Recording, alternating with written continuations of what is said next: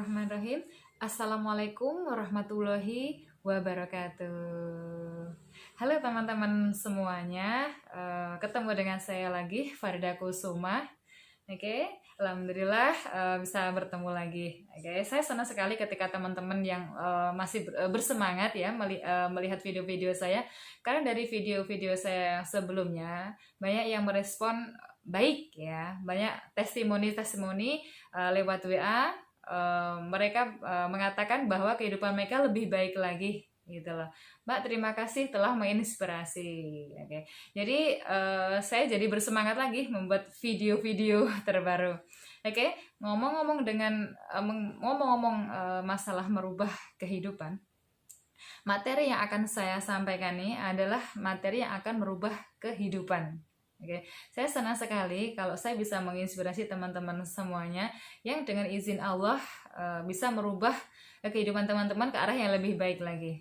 Kali ini saya terinspirasi oleh kisah dari teman saya dan juga saya sendiri, yang mana dengan hanya melakukan 3 kata ini, melakukan 3 tingkah laku yang spesial, kehidupannya bisa berubah total. Saya akan memberikan judul video ini dengan judul 3 kata ajaib perubahan nasib kehidupan. Mantap kan? Oke, kalau kita ngomong soal kata, berarti adalah sederhana kan? Hanya sebuah kata. Oke, betul, hidup ini sebenarnya adalah sederhana. Hidup ini sebenarnya simple. Tapi seringkali kebanyakan orang, termasuk saya dan kita, suka meribetkan hal-hal yang sebenarnya adalah sederhana dan simple. Hal yang akan saya bahas ini adalah hal yang berhubungan dengan 3 kata ajaib yang akan merubah kehidupan teman-teman semuanya. Izinkan saya membahasnya ya. Oke, dalam hidup ini teman-teman, semuanya adalah penuh misteri. Jawaban dari setiap misteri kehidupan sebenarnya ada dalam satu titik, yaitu titik yang berhubungan dengan hukum cinta kasih. Oke, betul. Allah itu maha pengasih dan juga maha penyayang. Bismillahirrahmanirrahim.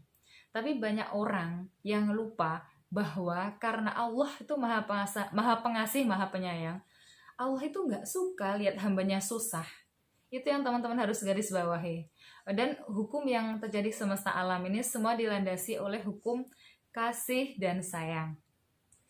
Baik, salah satu hal yang berhubungan dengan kasih dan sayang adalah 3 kata ajaib ini adalah yaitu kata maaf, terima kasih, dan I love you. Baik, kita akan membahas ya kali ini 3 kata ajaib ini akan saya bahas, akan saya jelaskan ya. Oke, ini adalah pengalaman teman saya dan juga pengalaman saya pribadi. Gimana dengan melakukan, memperdalam 3 kata ini, hidup teman-teman bisa berubah. Teman-teman, saya nggak tahu kehidupan yang teman-teman jalani itu apa dan bagaimana. Tapi saya tahu kalau hidup teman-teman itu pasti banyak masalah. Masalahnya sebenarnya juga hanya satu. Hidup itu jadi banyak masalah karena hatinya belum ikhlas, hatinya belum lapang. Kalau kalau teman-teman mau menerima keajaiban, sebenarnya keajaiban itu akan selalu datang kepada orang yang berhati ikhlas atau lapang.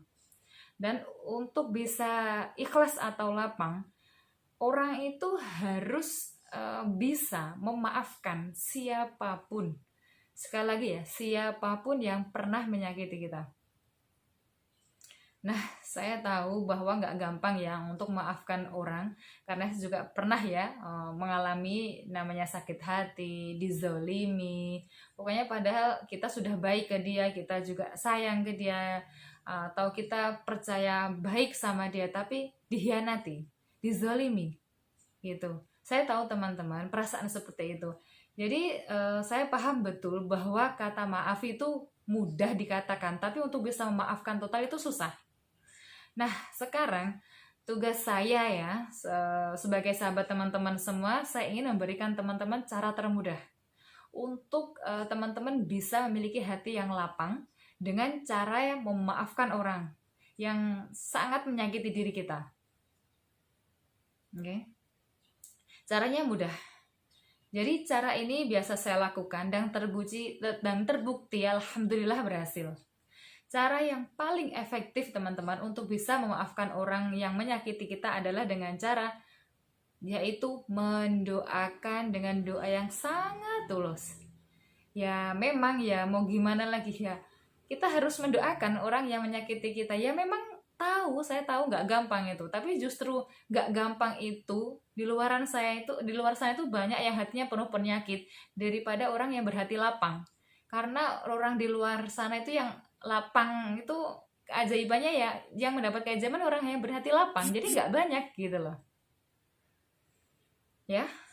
Sekarang gini, saya akan mengajarkan buat teman-teman semua bagaimana cara memaafkan orang yang menyakiti kita dengan cara yang terbaik. Oke, teman-teman ikuti saya ya. Dimanapun teman-teman saat ini, saya mohon kalau bisa pejamkan mata ya. Betul, pejamkan mata dengan tujuan supaya bisa membayangkan lebih mudah orang yang menyakiti kita ya. Oke, pejamkan mata. Saya minta tolong pada teman-teman semua, pikirkan orang yang sudah menyakiti kita. Pikirkan orang yang menzolimi kita. Pikirkan wajahnya ya. Dan teman-teman pikirkan juga hal yang sudah dia perbuat pada kita, yang membuat kita kecewa, yang membuat kita marah ya. Pikirkan wajahnya, pikirkan perbuatannya, pikirkan kejadiannya, pikirkan ya. Oke, bagaimana perasaannya? Mungkin marah jadi kesel gitu ya, jadi yang tadinya udah reda jadi berapi-api lagi, pengen nelpon dia, bikin marah-marahin ke dia, bikin karena udah bikin kita perasaannya hancur. Ketika teman-teman lagi kesel, saya minta tolong teman-teman bayangkan satu aja perbuatan baik yang pernah dia lakukan sama kita. Pikirkan satu aja ya, nggak usah banyak-banyak, cukup satu aja. Karena teman-teman tahu atau enggak, seburuk-buruknya orang yang pernah hadir dalam hidup kita, pasti dia pernah melakukan paling enggak satu perbuatan baik sama kita. Oke, betul? Sekarang teman-teman pikirkan perbuatan baik yang bisa teman-teman ingat, yang pernah diingat oleh orang yang menyakiti kita. Pikirkan perbuatan baiknya. Oke, pikirkan dengan jelas, pikirkan dengan baik. Ketika teman-teman berpikir perbuatan baiknya, teman-teman sadar nggak sebenarnya dia itu sama dengan kita gitu loh, yang mana kita itu juga pernah melakukan kesalahan, karena kita tuh bukan orang yang sempurna.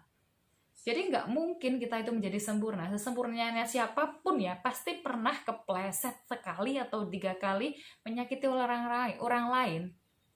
Nah, bagaimana nasib orang lain yang tidak saja kita sakiti? Apakah dia juga bisa menerima perbuatan kita? Belum tentu juga, gitu loh. Dia belum tentu orang yang pernah kita sakiti itu juga memaafkan kita, belum tentu. Kita harus sadar gitu loh. Kita sebenarnya sama, orang yang menyakiti kita ataupun kita menyakiti orang lain itu sama. Semua adalah manusia biasa, pernah berbuat salah gitu loh.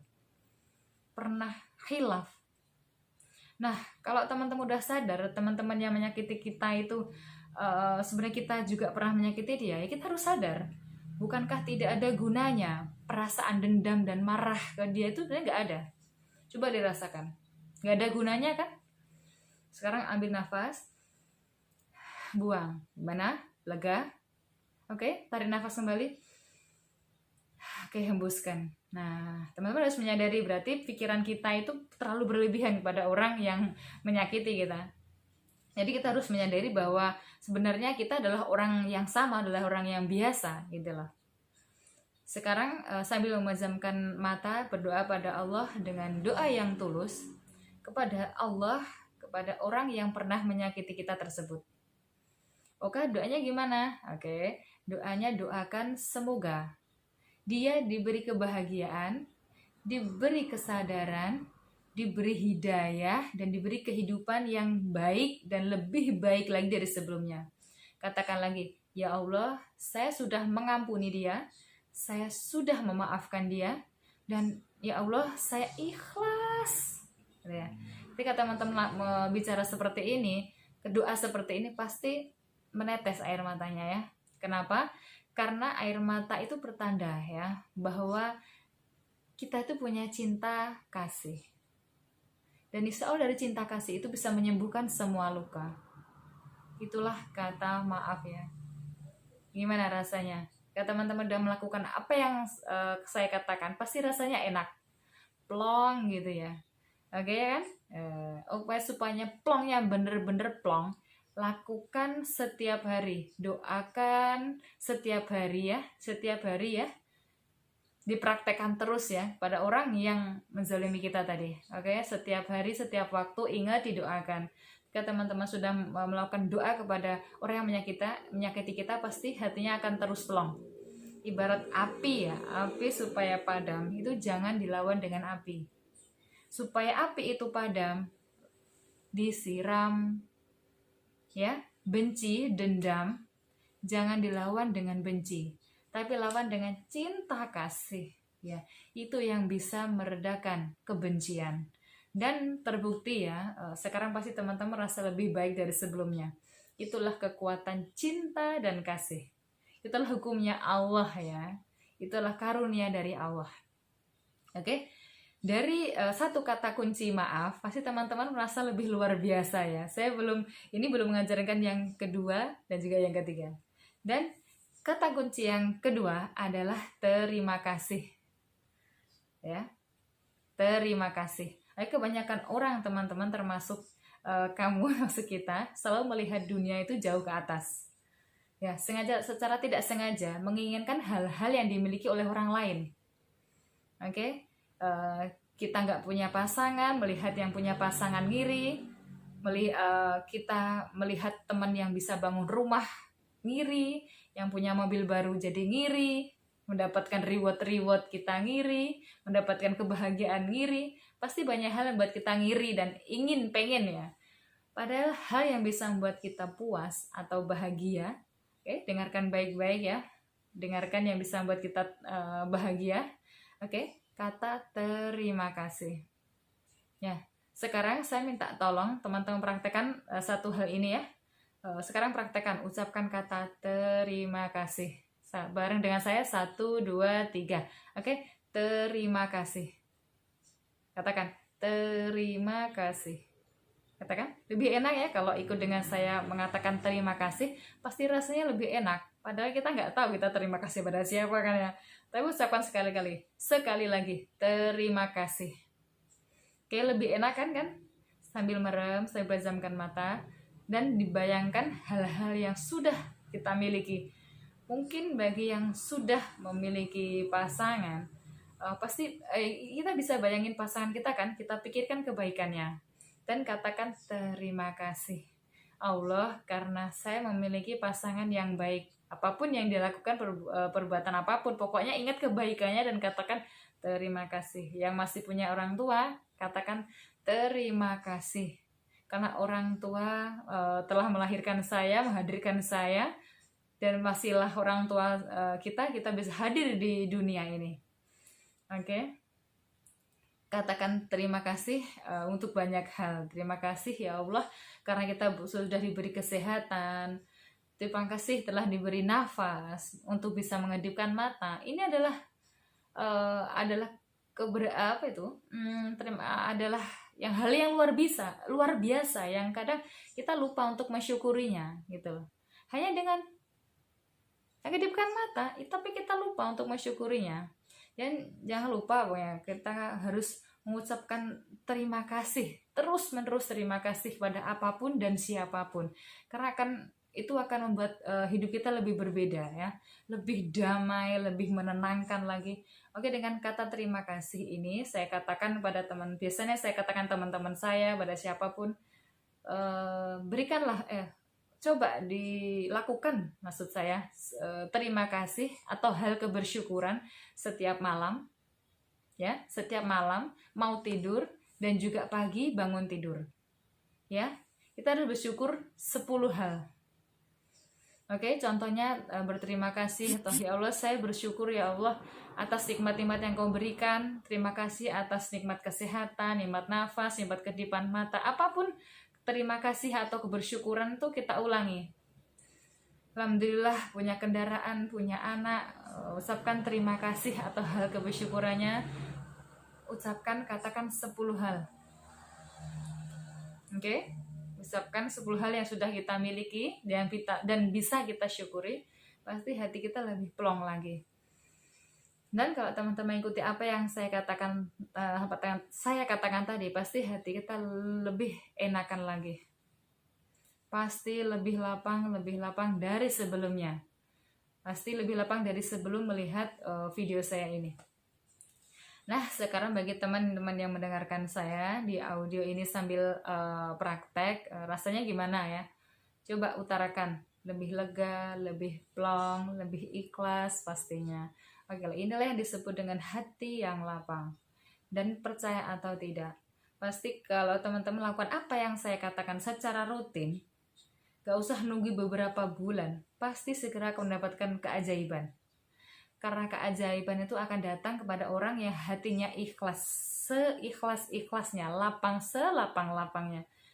Dan pertanyaannya, apakah teman-teman sekarang hatinya sudah ikhlas, sudah lapang? Jika belum, ulangi video saya dari awal ya sampai akhir dan praktekkan. Oke? Praktekkan ini semua dan rasakan bedanya ya, menjadi manusia yang berhati baik, yang bisa memaafkan siapapun, yang bisa bersyukur, berterima kasih. Oke? Dan ini adalah kata kunci yang ketiga, yaitu ini yang kata kunci yang ketiga, yaitu I love you. Karena kata cinta I love you itu sering diucapkan, dan pastinya diucapkan pada pasangan kita, dan sering kita lupakan, kita ucapkan kepada ibu kita, kepada sahabat kita, kepada musuh kita. Gak pernah pastinya. Tapi percaya deh, kalau teman-teman mau melakukan ini, mau mengungkapkan cinta kepada siapapun orang di sekitar kita, pasti ketenangan, ketentraman, kedamaian dalam hati itu akan tercipta. Oke? Dan percayalah, dengan 3 kata sakti ini, saya yakin teman-teman semuanya akan mendapatkan kesuksesan dengan segera, ya. Kesehatan dengan segera, dan kebahagiaan dengan segera. Pasti, dan itu pasti, karena Allah mencintai orang yang hatinya lapang, orang yang bisa memaafkan, orang yang bisa mencintai. Oke, sebentar.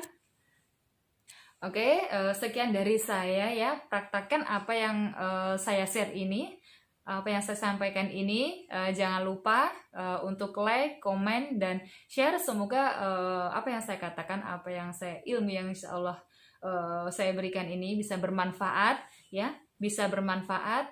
Semoga teman-teman segera mendapatkan kebahagiaan, kesuksesan, kesejahteraan, pokoknya yang baik-baik deh ya. Oke, alhamdulillah. Oke, sekian dari saya, Farida Kusuma. Wassalamualaikum warahmatullahi wabarakatuh. Bye-bye.